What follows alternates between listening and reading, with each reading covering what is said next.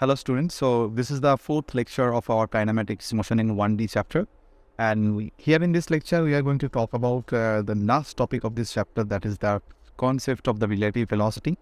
Okay, that is a very important concept for all the competitive point of view.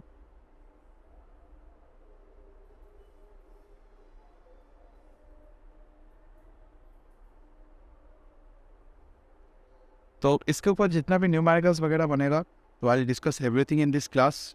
So let's get started with the fourth lecture. On the previous three lectures are based on the topics of uniform accelerations and the calculus method of proof of equation of motions. We have discussed the different types of graph concepts also. You can check this out of the previous three lectures. So let's get started with the lecture number 4. So relative velocity होता क्या है? यहाँ पे basically हम लोग 1D के ऊपर 1D motions के ऊपर ही बात करेंगे. We talk about the one-dimensional relative velocity concept here only.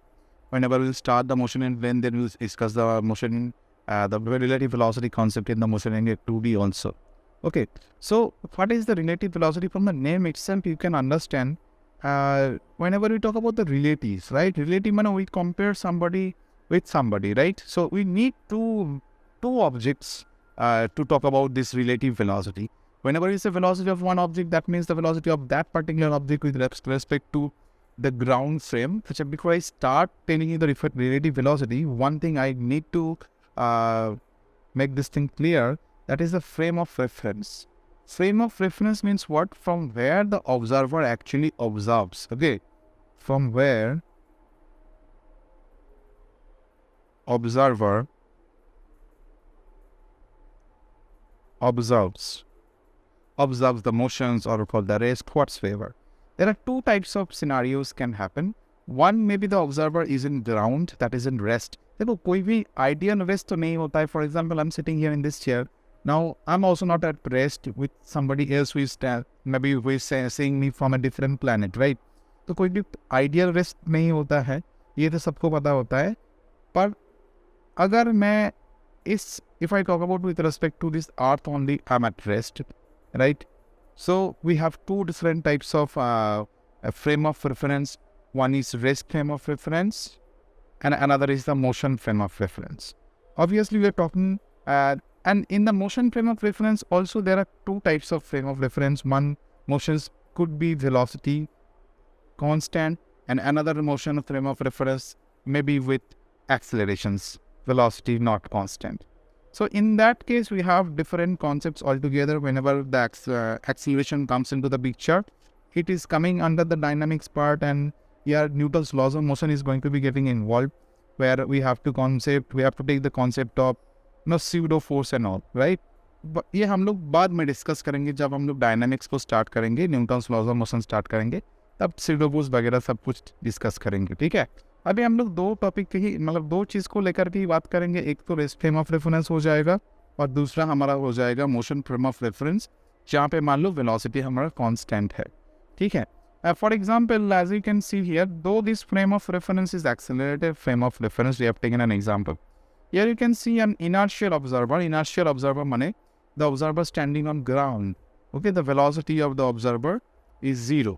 That is the rest frame of reference I am talking about. Okay, and the person's inside, that is in the non-inertial frame of reference, where the Newton's laws of motion is not directly valid. We have to take the concept of pseudo force and all. So the person is seeing something, suppose this object motion, this object of the pendulum, for example, this person is observing. So with respect to this person, the motion of this pendulum, or with respect to this person, the motion of the pendulum is not going to be actually same. Okay, तो यही हम लोग बात करेंगे relative velocity के ऊपर, मतलब velocity of one object with reference to other object, यही हम लोग बात करने वाले. तो रिलेटिव वेलोसिटी मतलब क्या हो जाएगा? This is the velocity of one body with respect to another body. तो obviously there are two bodies required whenever we talk about the concept of velocity. Now, whenever we say velocity of one object, suppose velocity of a train is this much, velocity of car is this much. That means we always say the velocity of the train with respect to the inertial frame of reference, with respect to the frame of reference, which is at ground, whose velocity is 0. But whenever both of them are at motion, suppose two trains are moving एक train side में इस side में जा रहा है, दोनों side मान लो दोनों ट्रेन ही मान लो पैरेलल में जा रहा है, कुछ हो सकता है डिफरेंट वेलोसिटीज़ हो सकता है सेम वेलोसिटीज़ हो, तो वहाँ पे एक बंदा जो एक ट्रेन में बैठा हुआ है तो वो दूसरा बंदा को कैसे देख रहा है, हो सकता है दोनों अपोजिट डायरेक्शन से आ रहा हो, तो एक बंदा दूसरे बंदे को कैसे देख रहा है। So this comes under the relative velocity. तब यहाँ पर रिलेटिव वेलोसिटी का कॉन्सेप्ट आ जाएगा। तुम लोग देखा होगा शायद दो ट्रेन एक ही साथ मूव कर रहा है, दो and both of them are going in the same direction with the same velocity.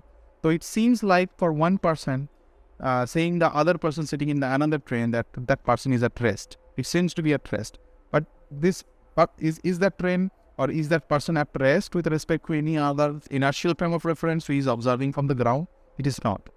Okay. So whenever both are at motion, relative velocity comes into the picture. So how we define the relative velocity, how mathematically we express the relative velocity, let us talk about that part now. So relative motion in one dimensions, we have taken an example. We have taken two cars, okay? The red car with the velocity of VB and the blue car with the velocity of BA, okay? Going in some directions. Achha, let us take some origin, okay? Say this is the origin from where the initial position of the car A, say at time t equals to 0, I'm noting it down, okay? I'm noting it down at time t equals to 0. This is the initial position, say this is x, 0A. And same for the car B, starting from my origin. This origin is nothing but a reference I have taken. This is the reference line, okay? This is our origin. And we are talking about the positions of the car A and the car B. Say this is x0B, okay? At the time t equals to 0. Okay, it is going with the velocity VA and VB. And after time t, the position of car A, say from with respect to the origin, okay, it becomes XA, for example, from the origin. Same from the origin, the car A reaches to this point. The position, final position, you may say, this is for car A, and say this is for car B. It depends on their velocities, of course, depends on their velocities. Maybe their velocities are not the same. Maybe their velocities changing. So everything depends on that fact. It may be if the velocity of is greater than this velocity, it may cross this car as well. Or if both of them are having the same velocity, so they'll maintain the equal distance in a time interval. So from the reference line, we'll draw the second point, final position, that is for the car B. Say this is XB, and this is your XA, right? So after time t, so this is what we note down at the time t. So these are the position at time t, right? So how you can write down their equation of motions, right? They are going with the uniform velocity. There is no acceleration, okay? So can I write down this xa as the original position, that is x0a plus va multiplied by t? We can do that. Similarly, we can write xb equals to x0b, that is their original position, plus vb multiplied by t. We can do that, right? No problem. Now, if I subtract these two equations, number 1 and the number 2, I'll get what? I'll get xb minus xa. Equation 2 minus equation 1. So we are going to get x0b minus x0a. I'm subtracting from 2 to 1 because the b is already preceded by some distance, right? You can understand with respect to our origin, the b is, already ahead of car A. So x0b minus 0a, okay, and plus we get vb minus ba multiplied by this time t, right? So this is what we are getting. Now this xb minus xa, this is the difference in the position at time t, and x0b minus x0a, this is the difference in their positions at time t equals to 0. So whenever I subtract these two factors, so whenever I write xb minus xa, that is the final position difference, minus x0b minus x0a, that is the separation of their initial position, that is going to be your vb minus va multiplied by t. So I'm going to express this xb minus xa, that is the final difference in the position as simply as x, right? And the initial separation of their positions, x0b minus x0a, I'm writing it as x0. So that becomes x minus x0, and we can call it as relative displacement, right? At the time t, this is the relative displacement. So I can write it as relative displacement. Very important, term to understand. Relative distance or relative displacement, because we are writing in terms of velocity. So better to say relative displacement, okay? Because whenever we write relative velocity, we'll write in terms of vector. This is the relative displacement at the time t, okay? That is equals to Vb minus Va, which we can call as relative velocity, okay? This is called as relative velocity at the time t, right? Relative velocity. And how we can call velocity of V with respect to A, okay? Velocity, we'll write it as velocity of B with respect to A, and as seen from A, right? Velocity of B as seen from A multiplied by T. So that is our final expression actually. This is our relative velocity concept. Vb minus Va as x minus x naught divided by T. Okay? So relative velocity equals to relative displacement divided by the time, right? Okay? As we have written velocity of B as seen by A, similarly, whenever I say velocity of A as seen by B,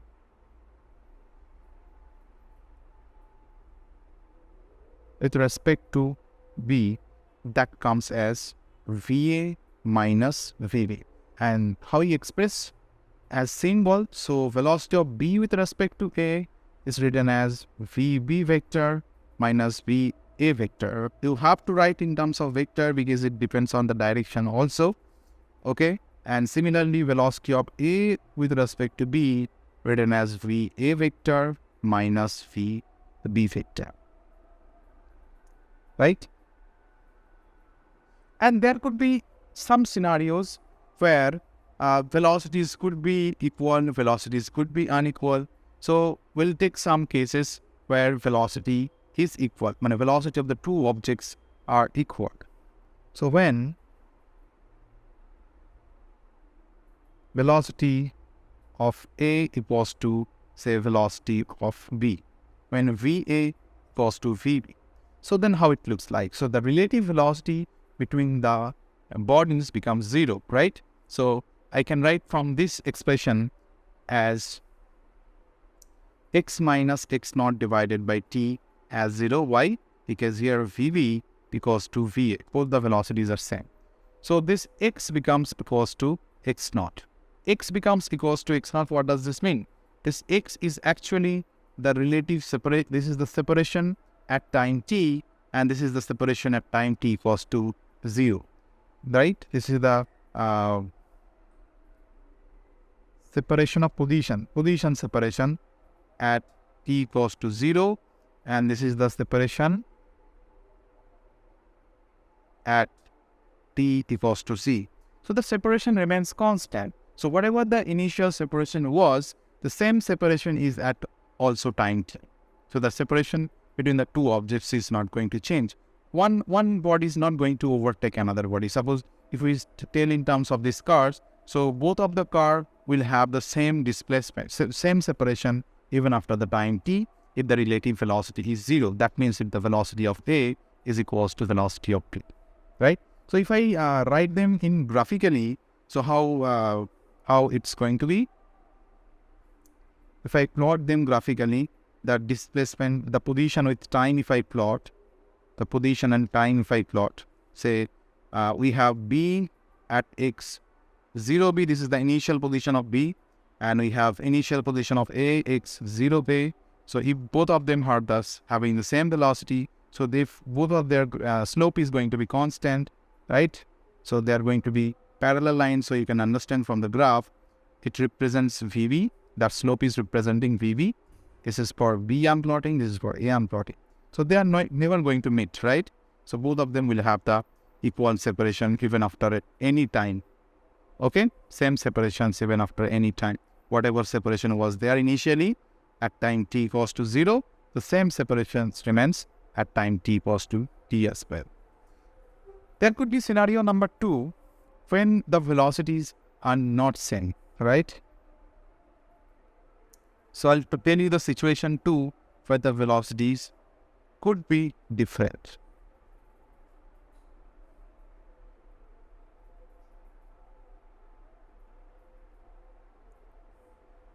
Velocities are unequal.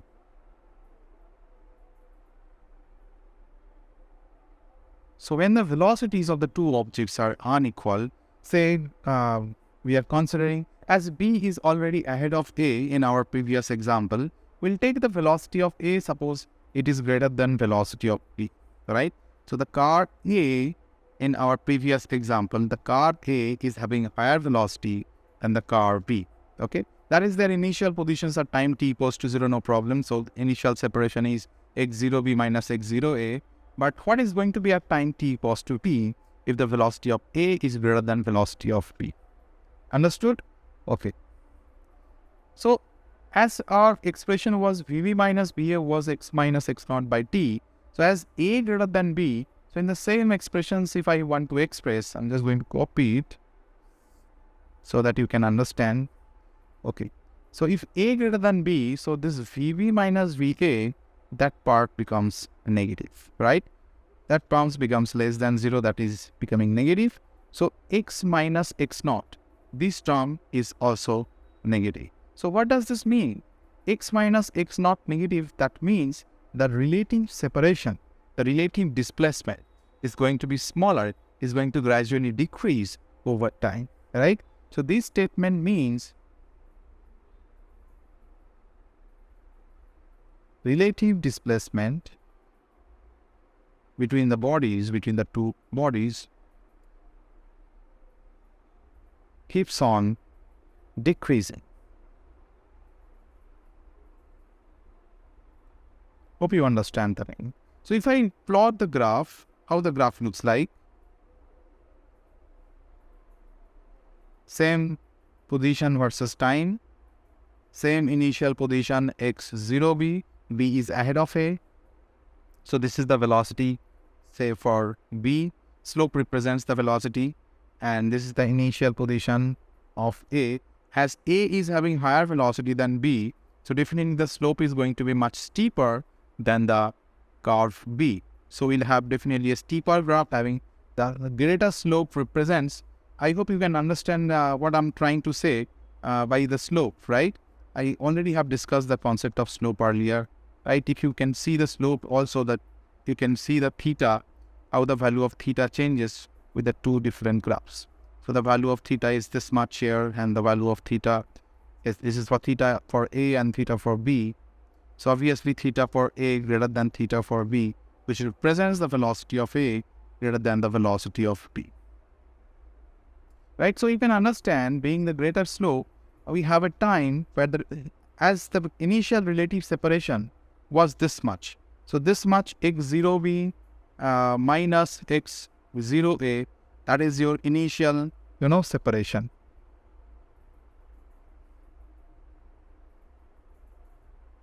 Or I can say the initial relative separation. So initial relative separation keeps on decreasing and comes to 0 at time t, right? At a certain time they will meet. The car A is going to cross the car B. So, and after that relative separation again increases, right? You can understand this mean. So at this particular time, this is the time of meet of both the cars. Okay? Time of meet. And after that, car A definitely overtakes car B, right? So this is the second situation may arise. And the third situation, maybe both the cars are coming from the opposite directions, or it could be that velocity of B is greater than velocity of A. So then in that particular case, how the graph looks like. I'll tell you just the graph. Number 3. So this is a extension of case number 2, where the VV suppose is greater than VA. So they are never going to meet. Obviously, if they are having equal velocity also, they are not going to meet. And here the relative separation keeps on increasing, right? If I come from this expression again, so if VV greater than VA, so this VB minus VA is positive, right? Greater than 0. So definitely this x minus x naught value is also greater than 0, right? Which represents that is also positive. That means the relative displacement, okay? That means the relative displacement keeps on increasing with time. Keeps on increasing with respect to time. So how the graph looks like if I plot the graph, displacement versus time, same as earlier. Concept needs to be very much clear. देखो इसका concepts जो है बहुत ही अच्छे से clear होना चाहिए, तभी इसका questions तुम लोग कर पाओगे साइड एंड से. तो ये हो जाएगा x0b, ये हो गया x0a, initial position of b and a. As b is having higher slope now, as bv is greater than va, तो इसका जो स्लोप है मैं थोड़ा सा इंक्रीज करूँगा और इसका स्लोप मान लो थोड़ा सा कम है. तो देख रहे हो ग्राफ का जो नेचर है ये डाइवर्ज करते करते जा रहा है. जो रिलेटिव सेपरेशंस पहले था, ये रिलेटिव सेपरेशंस था पहले t इक्वल्स टू 0 पे, और धीरे धीरे इसका जो रिलेटिव सेपरेशंस है ये इंक्रीज होते चला जा रहा है, right? It keeps on increasing. That is how we can understand the relative separation increases gradually, right? Very simple concept. और इसको समझना थोड़ा सा बहुत इम्पोर्टेंट है, और इसको स्टूडेंट्स लोग स्किप करके चला जाते हैं, but it is very important to understand. ठीक है, आ गया समझ में? चलो, और फोर्थ सिचुएशन हम लोग ले लेंगे जहाँ पे हो सकता हो दोनों बॉडीज एक ही डायरेक्शन के बजाय से एक ही डायरेक्शन में नहीं जा करके अपोजिट डायरेक्शंस में आ रहा है. Both the cars are coming from opposite directions. So in that particular case what is going to happen? सो हो सकता है मेरा केस 4 हो जहाँ पे VA और VB coming from opposite direction. Okay, bodies approach each other from opposite directions.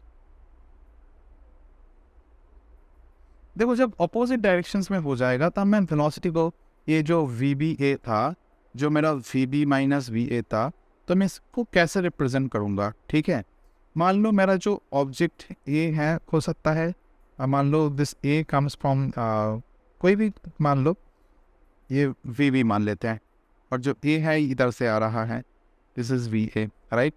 तो देखो VA का जो अगर मैं वेक्टर के हिसाब से लिखूंगा तो VA will be definitely express by negative sign because it goes to the negative X axis directions. B के रेस्पेक्ट में अपोजिट डायरेक्शंस है, तो वेक्टर के हिसाब से अगर लिखेंगे तो इसको मेरे को नेगेटिव मानना पड़ेगा.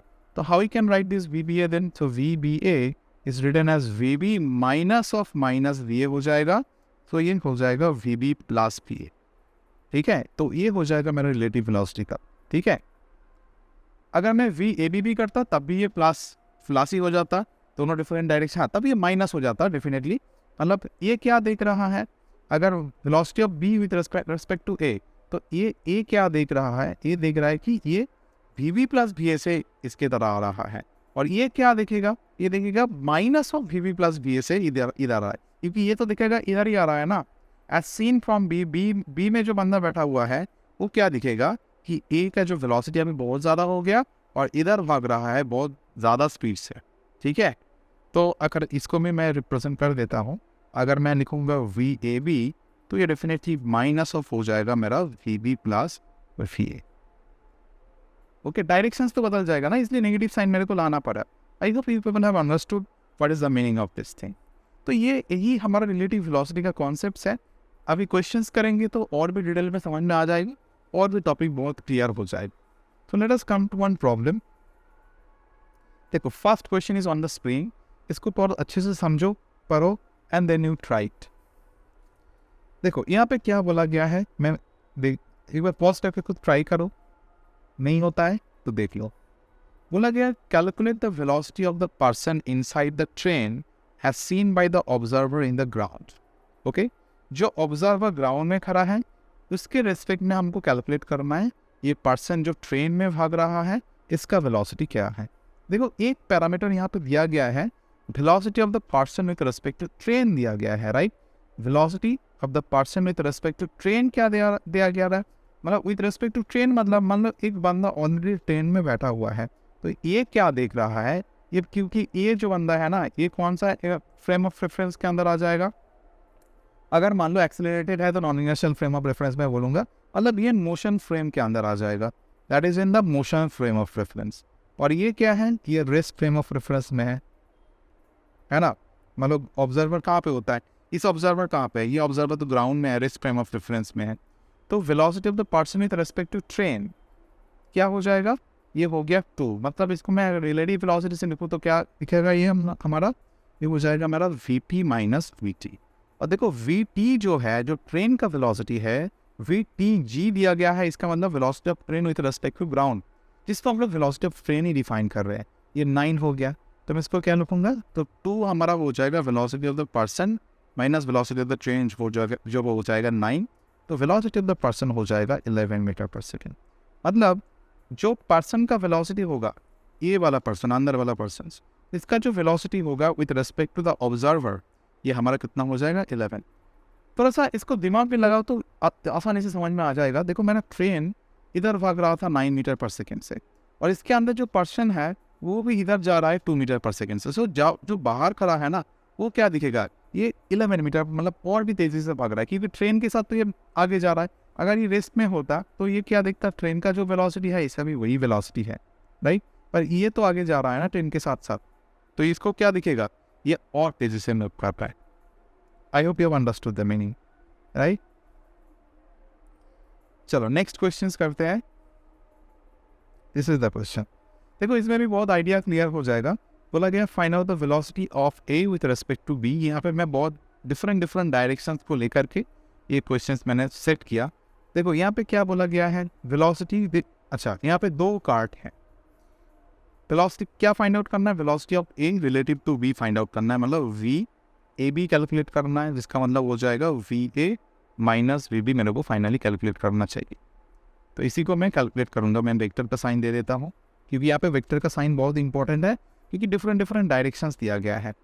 तो ये कार्ट 1 हो जाएगा। कार्ट 1 का वेलोसिटी कितना बोला गया है, 6 metre per second, right.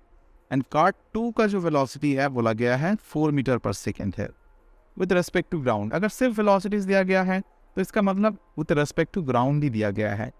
And see the person A inside the cart 1 जिसका वेलोसिटी है 1 मीटर पर सेकेंड, पर ये जो वेलोसिटी है ये कहाँ से दिख रहा है, ये अंदर से दिख रहा है 1 metre per second with respect to the motion frame, मतलब विद रेस्पेक्ट टू ट्रेन, मतलब कार्ट हो जाएगा। सिमिलरली ये भी हमारा विद रेस्पेक्ट टू कार्ट हो जाएगा। तो एक चीज़ मैं यहाँ पे लिख रहा हूँ V A with respect to the cart 1 that is equals to 1।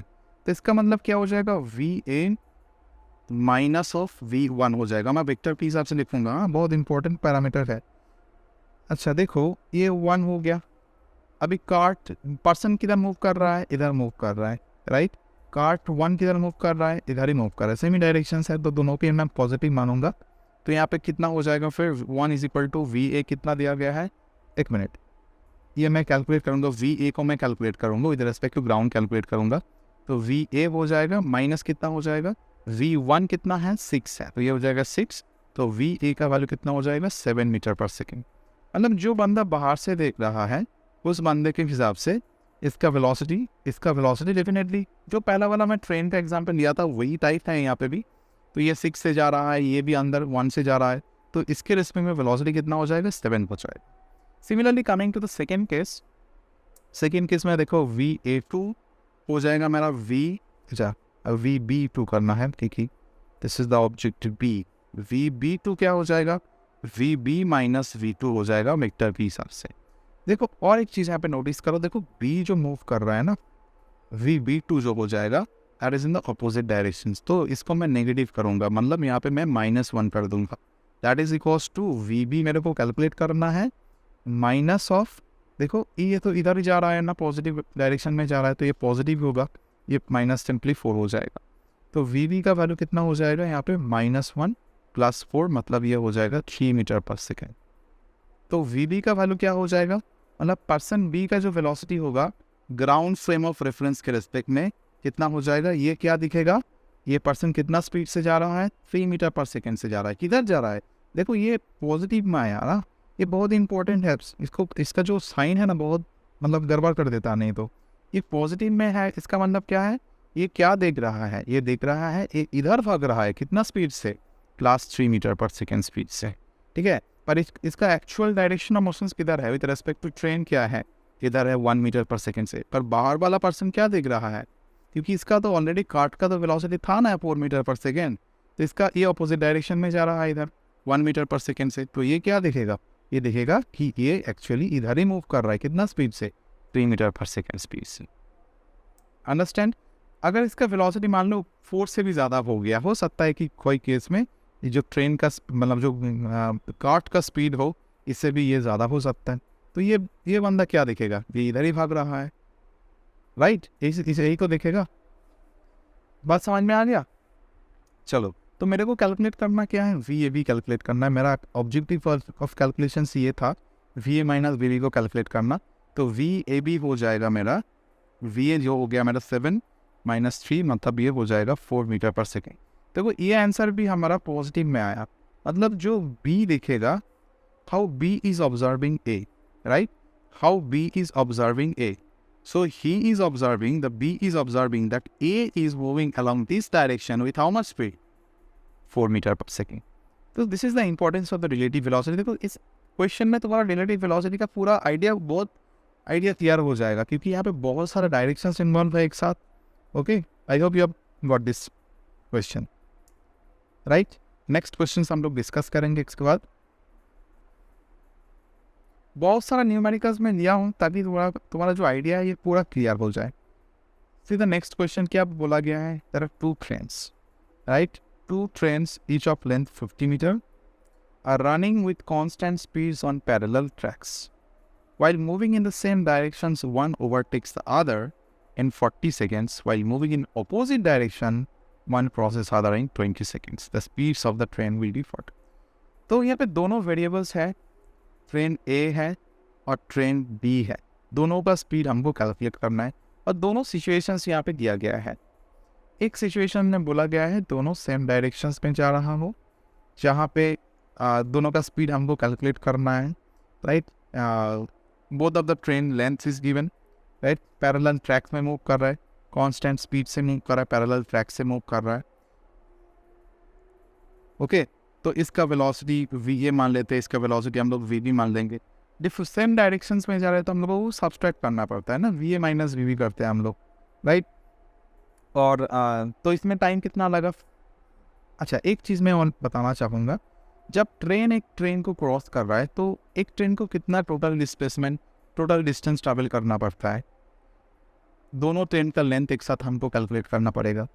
जब एक ट्रेन दूसरा ट्रेन को क्रॉस कर रहा है तो ये ट्रेन को कितना टोटल पाथ लेंथ ट्रैवल करना पड़ेगा, टोटल दोनों ट्रेन का जो लेंथ होता है वही पाथ लेंथ होगा, ट्रैवल करना पड़ेगा।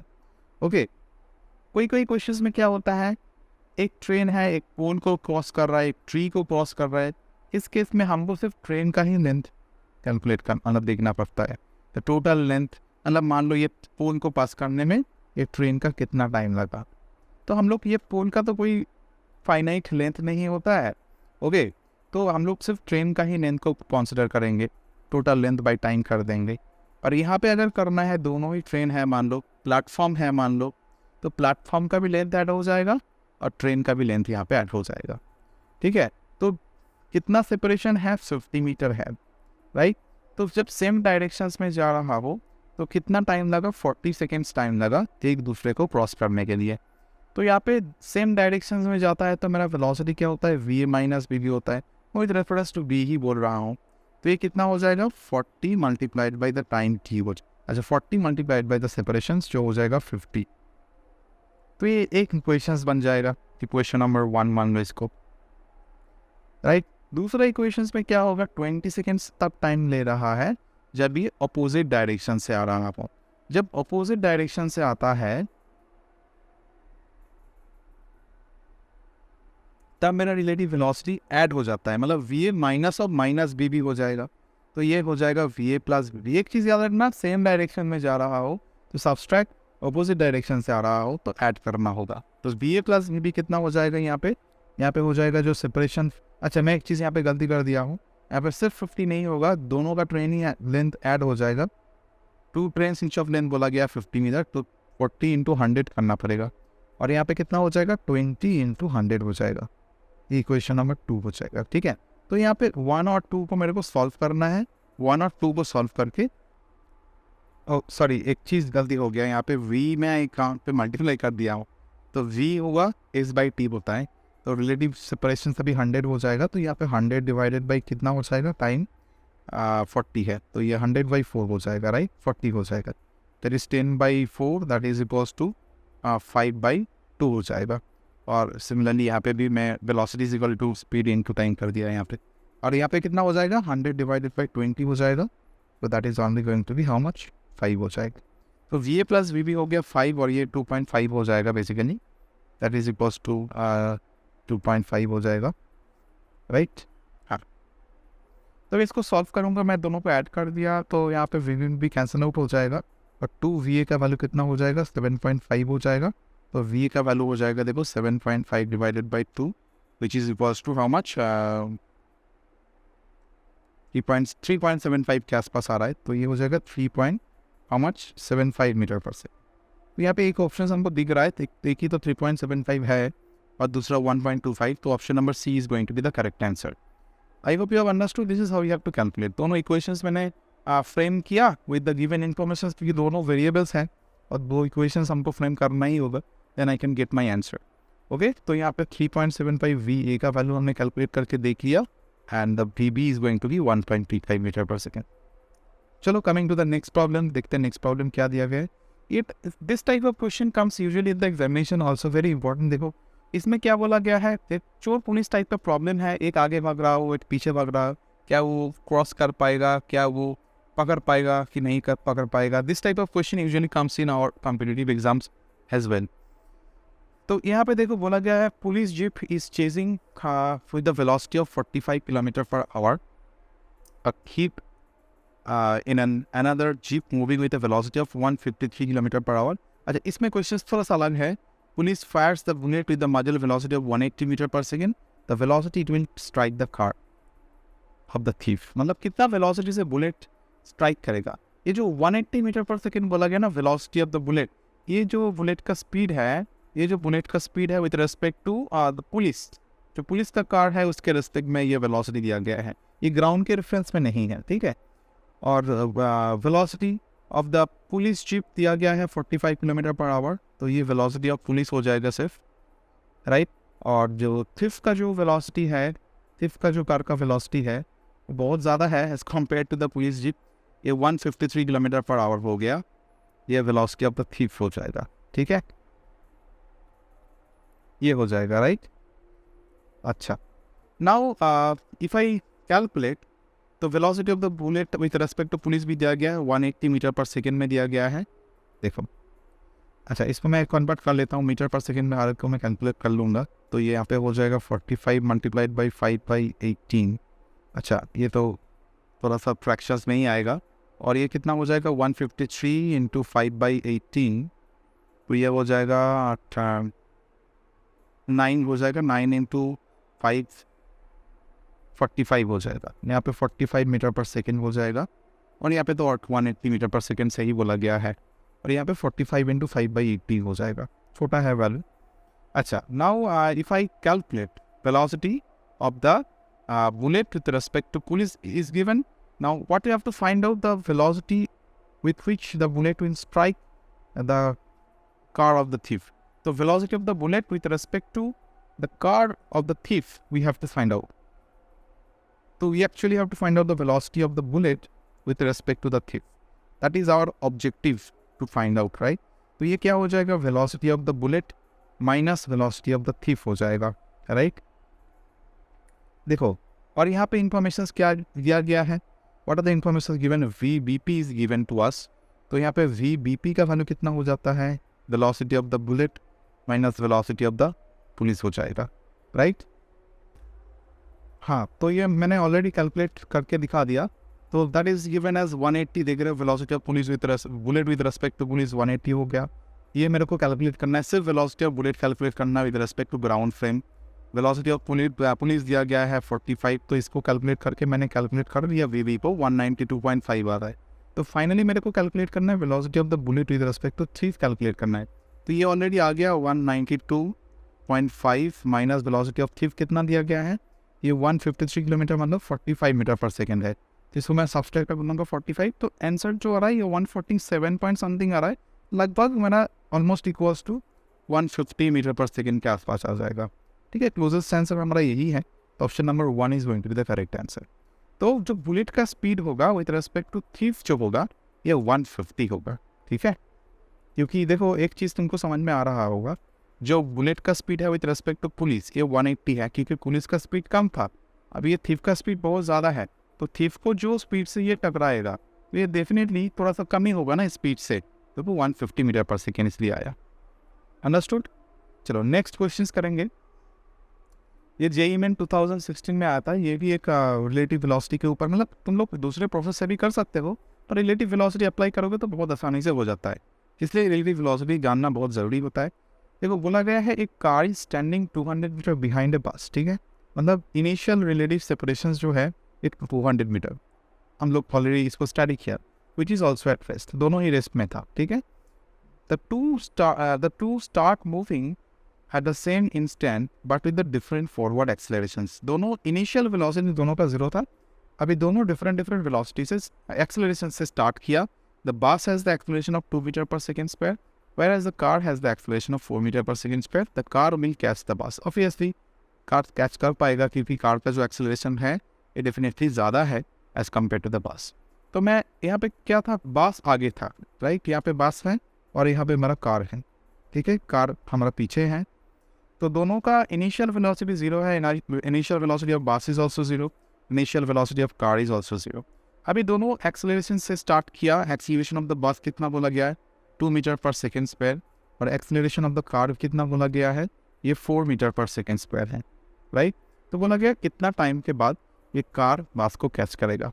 देखो एक चीज़ समझ में डेफिनेटली तुम लोगों को आना चाहिए, इनिशियल रिलेटिव सेपरेशन हमारा कितना है, 200 मीटर है, और धीरे धीरे मेरा इनिशियल रिलेटिव सेपरेशन क्या हो जाएगा, जीरो हो जाएगा। जब ये इसको कैच कर पाएगा, जब इसको कैच कर लेगा तो हमारा जो रिलेटिव डिस्प्लेसमेंट होगा कोई भी टाइम टी के बाद वो हमारा वो जीरो हो जाएगा, राइट, वो तो हमारा जीरो हो जाएगा। ये तुम लोगों को समझ में आना चाहिए। ठीक है, अभी now we if I apply directly the equation of motions, तो इन दोनों के बीच में जो रिलेटिव एक्सेलरेशन होगा, राइट, तो acceleration of the car with respect to bus अगर मैं कैलकुलेट करूंगा तो ये 2 हो जाएगा, acceleration of the car with respect to bus ये हो जाएगा 4 minus 2 which is equals to 2 metre per second square. मेरे को टाइम कैलकुलेट करना है। Initial velocity of car with respect to bus कितना हो जाएगा, दोनों ही जीरो है तो जीरो ही होगा। और इनिशियल सेपरेशन हमको देखना है बस के separation with respect to car के हिसाब से। तो बस का जो सेपरेशन, तो इनिशियल रिलेटेड डिस्प्लेसमेंट होगा ये हमारा 200, ये 200 को मेरे को ओवरकम करना है, जीरो करवाना है, राइट। तो I can directly apply the equation of motion. अच्छा, इसको मैं कर दूंगा displacement of the bus as seen from the car, right. तो हमारा जो इक्वेशंस बन जाएगा S is equal to U T plus half A T square, उसी को मैं अप्लाई करने वाला हूँ। ठीक है, ये तो जीरो हो जाएगा क्योंकि ये जीरो ही है। तो इनिशियल सेपरेशन 200 है तो इज इक्वल टू हाफ हो जाएगा, और रिलेटिव एक्सेलरेशन कितना हो गया, 2 हो गया, मल्टीप्लाइड बाई टी स्क्वायर में कर दूंगा तो ये कैंसिल आउट हो गया। तो टी का वैल्यू हो जाएगा √200, मतलब कितना हो जाएगा, 10√2 सेकेंड हो जाएगा। सो दिस इज, देखो इसमें बहुत जल्दी से इसको हम लोग कैलकुलेट कर लिया without applying the equation of motions multiple times. इसको भी हम लोग equation of motions directly apply करके ही मतलब हम लोग कर सकते थे, पर रिलेटिव वेलोसिटी का कॉन्सेप्ट यहाँ पे मान लोगे तो ये और भी आसानी से कैलकुलेट हो जाएगा। ठीक है, चलो नेक्स्ट क्वेश्चन करते हैं और देखते हैं कौन कौन सा टाइप का क्वेश्चन यहाँ से आता है। ये भी एक चोर पुलिस वाला ही प्रॉब्लम हो गया, तो इसको हम लोग स्टडी करेंगे। पहले बोला गया ये thief is running away on a straight road in a jeep moving with speed of 9 metre per second. इसमें देखो जिप का ऑलरेडी एक इनिशियल स्पीड है, right, velocity of the jeep already है। इनिशियल वेलोसिटी ऑफ जिप कितना दिया गया है, 9 मीटर पर सेकेंड का। A policeman chases him on a motorcycle moving at a speed of 10 metre per second.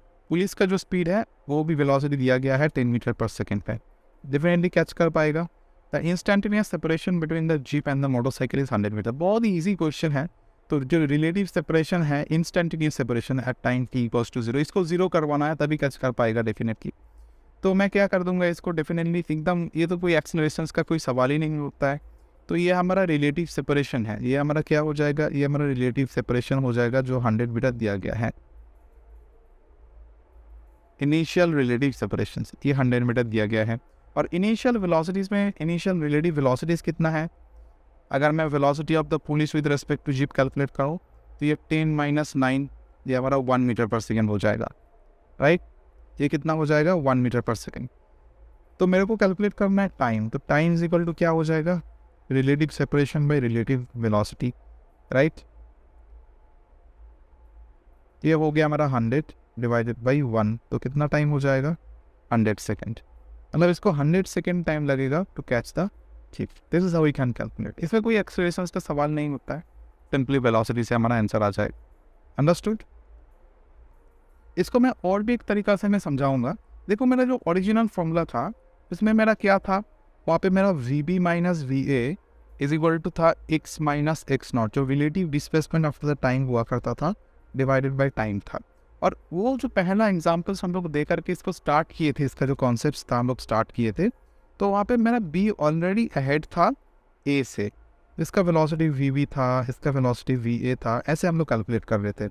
और यहाँ पे देखो मैं अभी इसका मतलब हमारा A और B यहाँ पे कैसे हो जाएगा, मैंने अकॉर्डिंग टू दिस क्वेश्चन यहाँ पे क्या हो जाएगा, देखो A का वेलोसिटी ज़्यादा है, वो तो हमारा पुलिस होगा, फिर यही बोला गया है ना, वेलोसिटी ऑफ द पुलिस कितना बोला गया है, ये तो ज़्यादा है 10 मीटर पर सेकेंड। या according to this question this is given as 10 metre per second and here it is given as 9 metre per second, ठीक है, यही तो दिया गया है। तो VB माइनस VA तो यहाँ पे नेगेटिव बन रहा है। अच्छा, इसके हिसाब से मैं कैलकुलेट करना चाहूँगा, तो कैसे मैं इसको कैलकुलेट करूँगा, देखो तो यहाँ पे हो जाएगा, देखो 9 - 10 विच इज इक्वल्स टू -1 हो जाएगा, equals to x minus x0।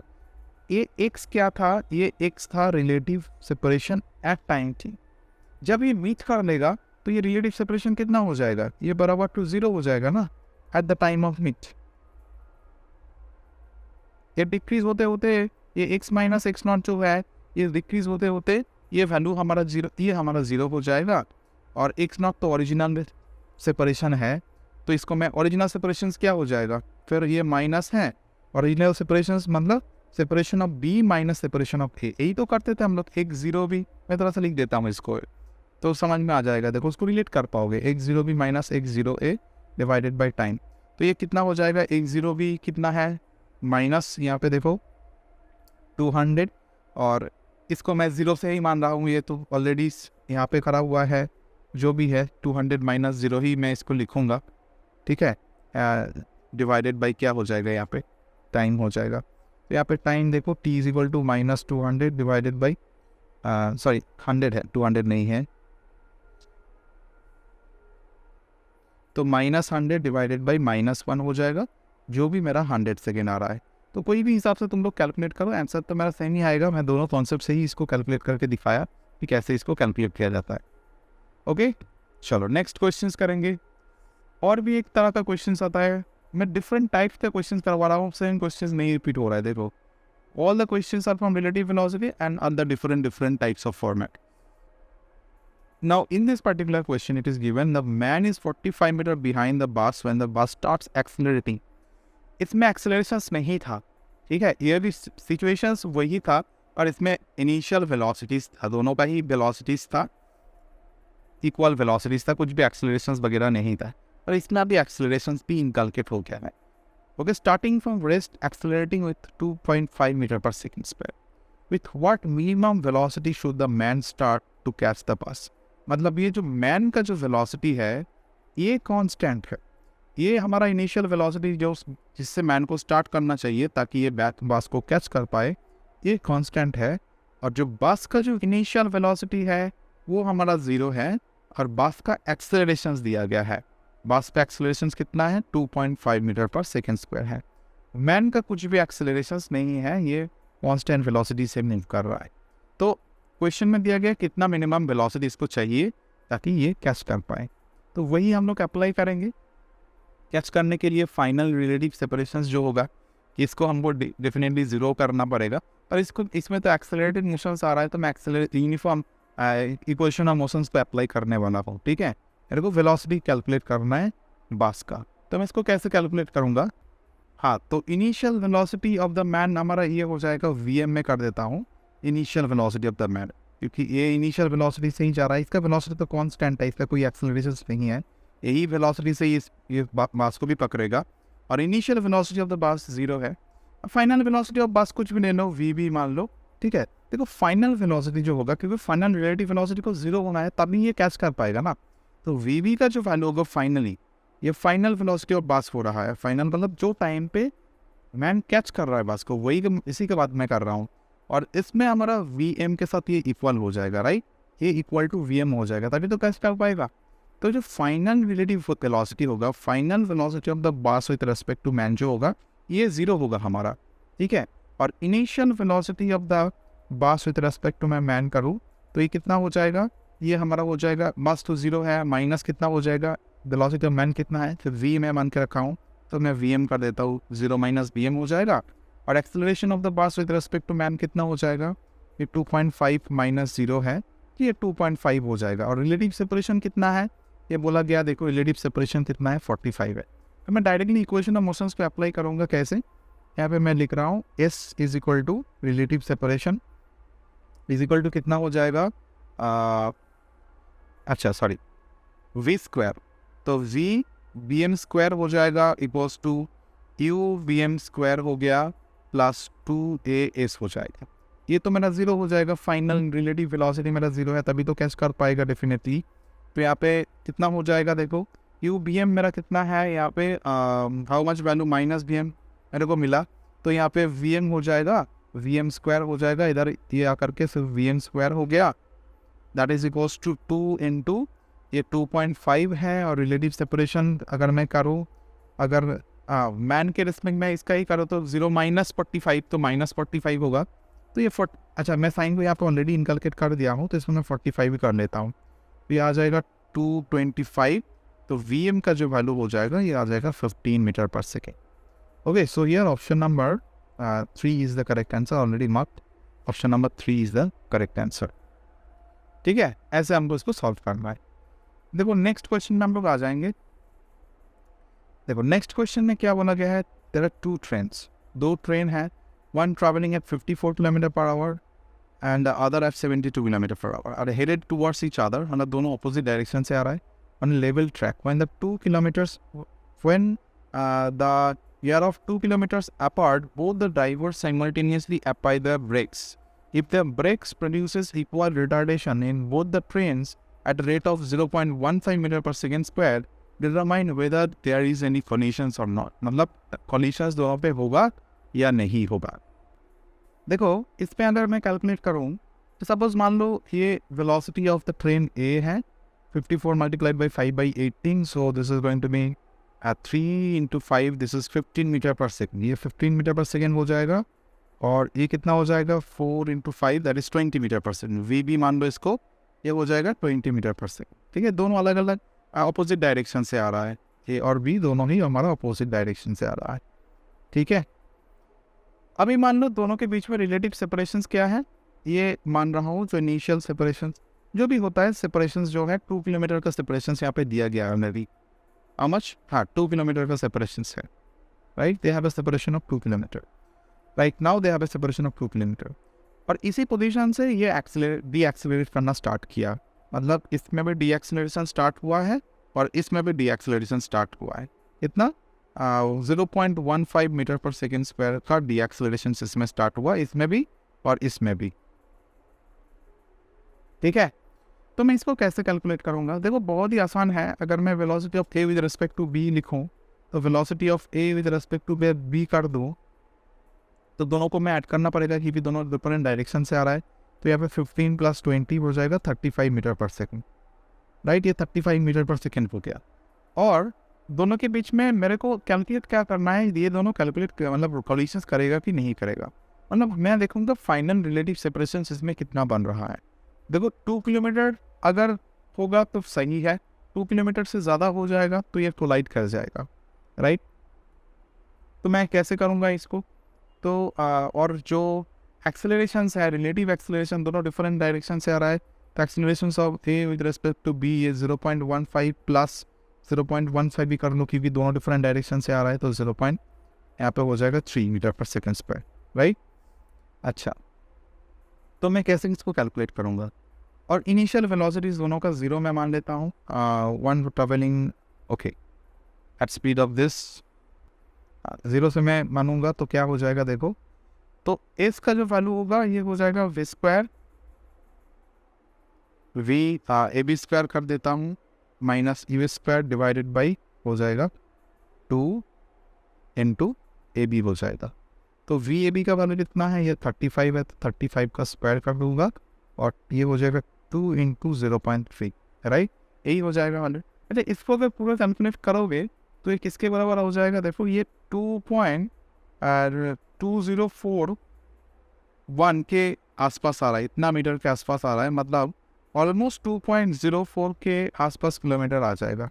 तो 2.04 किलोमीटर इसका फाइनल रिलेटिव सेपरेशन होगा। इसका मतलब क्या होता है, देखो मेरा सेपरेशन कितना होना चाहिए, 2 किलोमीटर। 2 किलोमीटर से अगर नीचे होता तो ये कोलाइड नहीं करता। फाइनल रिलेटिव सेपरेशन में देख रहा हूँ, फाइनल में रिलेटिव सेपरेशन में दोनों एक दूसरे को क्रॉस करके जाएगा ना, तभी तो कोलाइड होगा। मतलब क्रॉस करके 2.04 आ गया, तो दे डेफिनेटली कोलाइड, ओके, तो दे विल कोलाइड।